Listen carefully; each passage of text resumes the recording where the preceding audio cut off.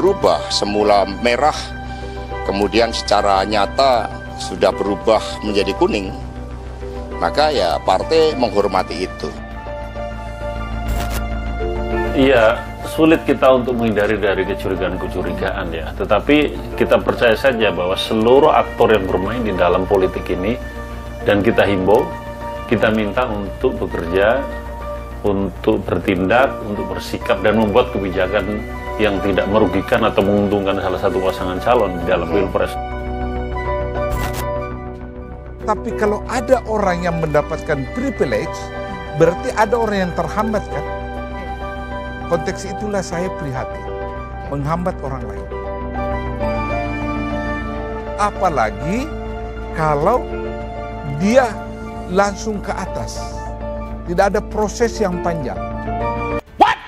Indonesia tanah air beta, pusaka abadi nan jaya. Gus Dur pernah mengistilahkan saat Amerika menyerang Irak 2003, perang terjadi karena kebuntuan di meja perundingan. Tapi jika sudah bosan dengan perang, maka akan kembali ke meja perundingan. Ini cuma analogi terkait serang-serangan Pilpres sejak dulu. Ada presiden yang dituduh anti-Islam, nyatanya Masjid Istiqlal direnovasi dan undang-undang pesantren disahkan. Pemimpin dituduh antek asing, nyatanya kuota haji ditambah. Ada pemujinya yang sangat getol membela kini mengkritik habis-habisan karena sudah dianggap inkonstitusional. Saat kampanye menyebut jika pilihannya tidak jadi, maka Allah tidak lagi disembah di tanah negeri ini. Ada pula saling tuduh terhadap partai tertentu dengan sebutan penista Islam. Anehnya di pilkada lain mereka berkoalisi. Ada yang menganggap satu partai tertentu berkoalisi. Ada yang menganggap satu partai tertentu dicap ekstrim. Nyatanya sekarang bisa nyanyi bersama. Ya lalwatan. Semua bisa selesai di meja perundingan sambil makan-makan. Hal ini tercermin pada perpolitikan Indonesia saat ini. Pemilu sudah di depan mata, tapi publik seolah masih berguncang pada Jokowi untuk hitam putih dan abu-abunya Republik ini. Cara Jokowi melepas Jokowisme terbilang unik. Jokowi kemudian membuat strategi menurunkan derajatnya sendiri. Membela Projo sambil menjaga jarak dengan Ganjar dianggap mencela-mencele. Membiarkan anak-anaknya bermanuver juga menjadi antitesis Jokowi. Berlanjut mengintervensi MK demi memuluskan keinginan Prabowo. Itu juga upaya mendegradasi dirinya. Carut-marut yang dibiarkan oposisi seakan terbukti. Jokowi lalu banjir bahujatan. Sumpah serapah dari orang yang dulu setia mendukung yang menjadi anomali. 9 tahun menjaga, memuji, bertepuk tangan, mendadak berbalik membenci. Merasa sadar dari prank, di penjuru lain Jokowi membiarkan dirinya diadu dengan banteng, bukan domba. Keretakan dengan Megawati memecah suara nasionalis struktural dan nasionalis tradisional. Jokowi kalau tak ada PDIP bukan apa-apa, atau PDIP tanpa Jokowi tidak jadi apa-apa.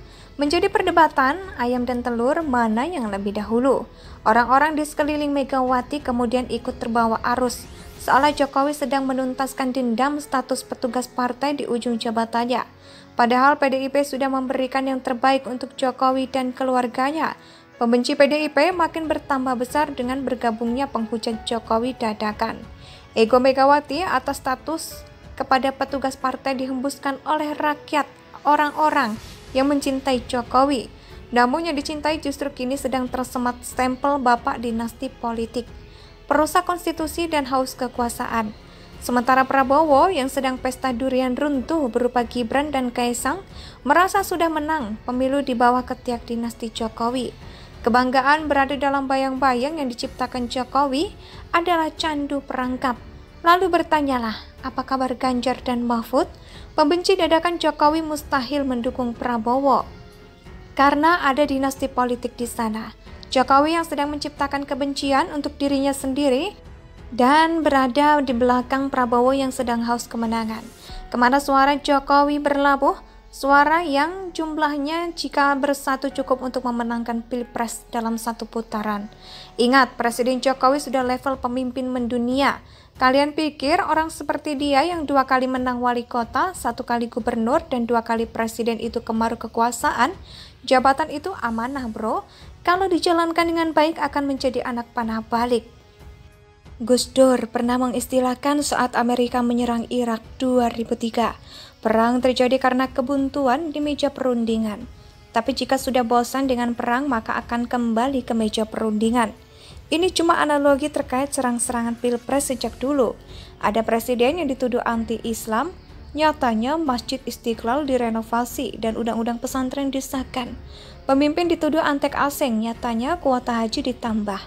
Ada pemujinya yang sangat getol membela kini mengkritik habis-habisan karena sudah dianggap inkonstitusional.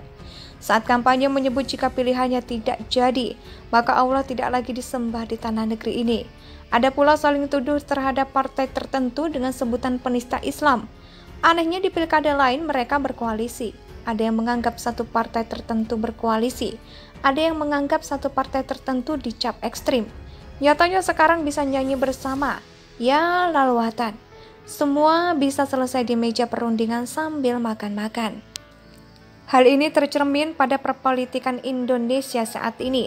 Pemilu sudah di depan mata, tapi publik seolah masih berguncang pada Jokowi untuk hitam putih dan abu-abunya Republik ini. Cara Jokowi melepas Jokowisme terbilang unik. Jokowi kemudian membuat strategi menurunkan derajatnya sendiri. Membela Projo sambil menjaga jarak dengan Ganjar dianggap mencela-mencele. Membiarkan anak-anaknya bermanuver juga menjadi antitesis Jokowi. Berlanjut mengintervensi MK demi memuluskan keinginan Prabowo. Itu juga upaya mendegradasi dirinya.